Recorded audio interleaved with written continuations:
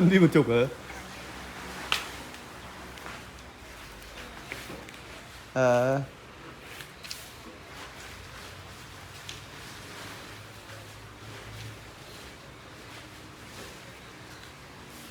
À. Hỏng rồi.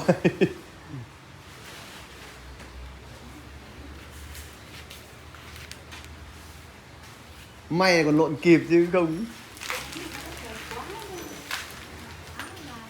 May là lộn kịp chứ không thì lại đi mất hơn một chục.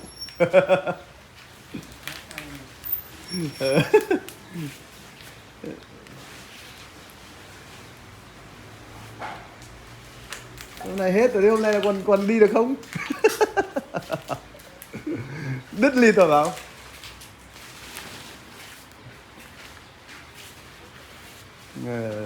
Bảo thủ gà của nó bạo, nó có bền đâu, nó có gan đâu.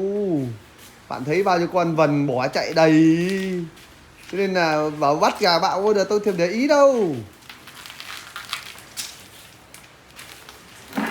Hay. Thế là vỡ thớt.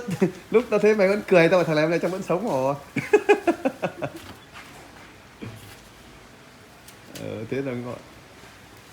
Thế là ngon rồi.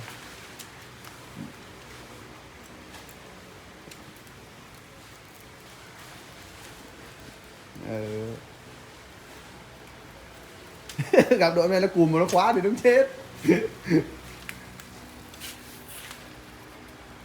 Nó được cái là đầu nào nó cũng được, nó quay.